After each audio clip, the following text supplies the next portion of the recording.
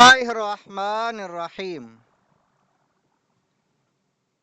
حضور صلی اللہ تعالی علیہ وآلہ وسلم کو دنیا کی سکونت اور سفر آخرت کا اختیار۔ حاضرین کرام، جیسا کہ بھی معلوم ہوا، حضور صلی اللہ تعالی علیہ وآلہ وسلم کو دنیا کے خزانوں کی کنجیاں عطا کر دی گئی تھیں، دنیا میں رہنے کا اختیار دیا گیا۔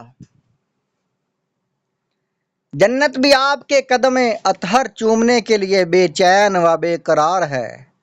اس سے یہ بات واضح ہوتی ہے کہ حضور اکرم صلی اللہ تعالی علیہ وآلہ وسلم کی اجازت کے بغیر ملک الموت حاضر خدمت نہیں ہو سکتے۔ دنیا میں مزید رہنا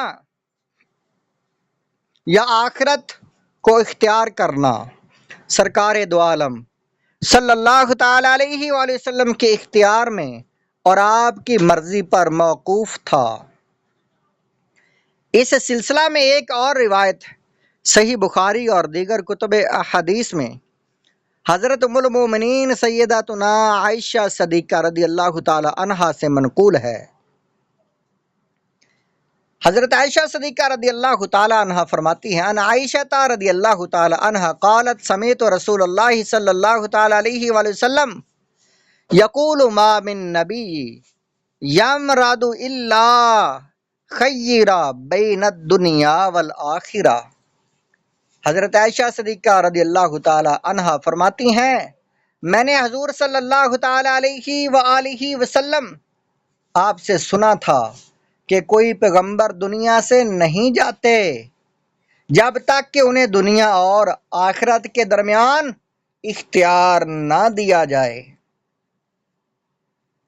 صحیح بخاری کتاب التفسیر باب قولہ فاولئک مع الذین انعم اللہ علیہم من النبیین، حدیث نمبر 4310، صفحہ نمبر 660۔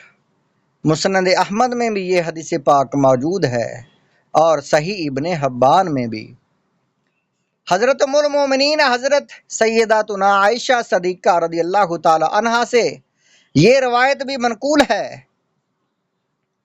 کہ وصال مبارک کے وقت حضور اکرم صلی اللہ تعالی علیہ وآلہ وسلم یہ کلمات ادا فرما رہے تھے، اللہم الرفیق الاعلی، یعنی اے اللہ میں رفیق اعلیٰ کو اختیار کرتا ہوں۔ سبحان اللہ۔ ام المومنین حضرت عائشہ صدیقہ رضی اللہ تعالی عنہا فرماتی ہیں، اب حضور صلی اللہ تعالی علیہ وآلہ وسلم ہمارے ساتھ قیام اختیار نہیں فرمائیں گے۔